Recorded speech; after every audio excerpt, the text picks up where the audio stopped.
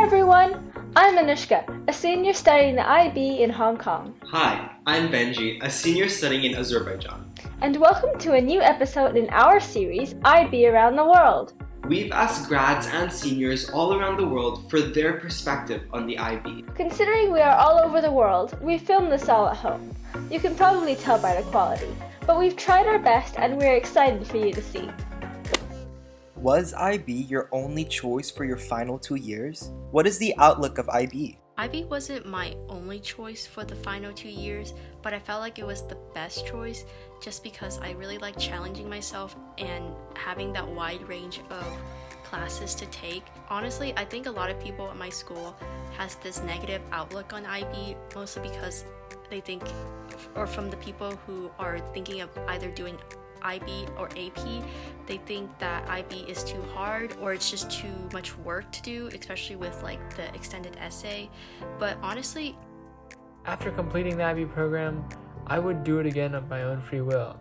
Of course it was stressful, of course there were tough times, but at the end of the day I think that it was all worth it.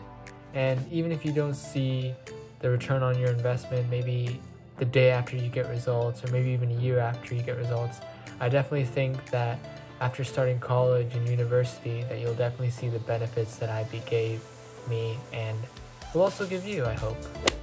Did the culture or environments influence your IB experience? I wouldn't say that the culture or environment affected my IB experience at all. IB is a fairly well-known program in Canada. I think it's becoming more well-known as time passes, and I never felt that the culture or environment really impacted me at all.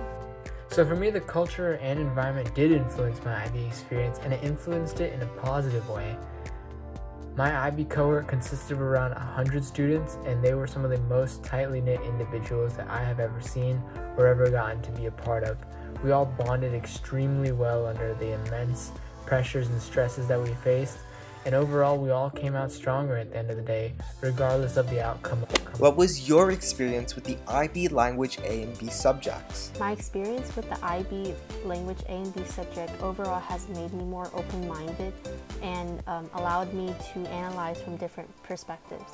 Okay, so for IB Language A, my experience with that was pretty positive. Our only option at our school was to take IB English Literature A at higher level, and I think we did a pretty good job of spreading the material and spreading the assessments out between 2 years. As for Language B, I also had a pretty positive experience with that. So for that one, we did it a bit differently at my school. We chose to take our exams at the end of first year, so DP1. So with that, I found the jump to be quite different. It was a bit more rigorous because we had to take our exams at the end of first year, so then we had to spread out our assessments between both semesters in first year. So I would really suggest that if you're someone who struggles with a certain aspect of the language, to study that over the summer or to just put more effort in DP1 because you are taking your exam at the end of DP1. What did CAS look like in your country? To be honest, I feel like our CAS experience was pretty typical. So CAS again stands for Creativity, Action, Service.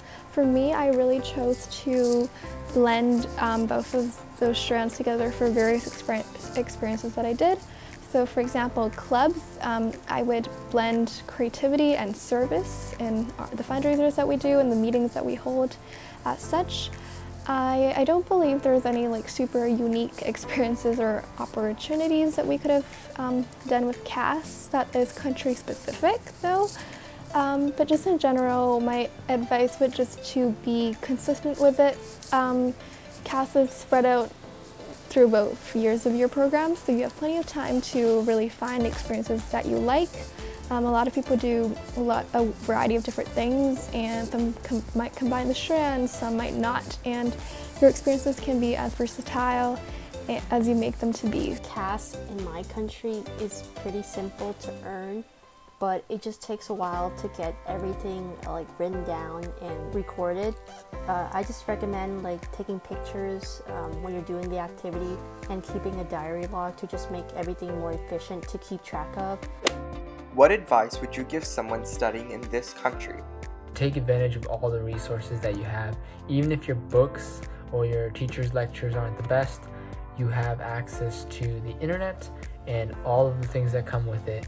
Make sure you check it's a credible source, but there are tons of amazing websites out there that I know I used to help me succeed, and I know that lots of people around the world use to help them succeed. I guess the only country-specific advice I would give to someone that is looking to study in Canada, the way our high school system is structured. So as you would know, as you probably know, grade 9, grade 10, grade 11, grade 12, that is our 4 years of high school, and at my school at least, we entered pre-IB, so IB Foundations, not to be confused with the MYP, in grade 9 and grade 10, so those were our years, and then the diploma years were grade 11 and grade 12.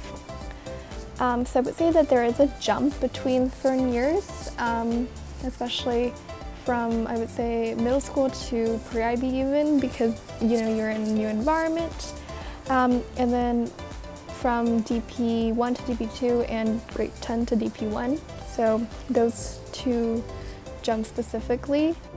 One of my biggest advice is to start the EE as soon as possible. For the first few months of senior year, I was really overwhelmed because I had to do my IAs, my college applications, my just other assignments, and doing my extracurricular activities.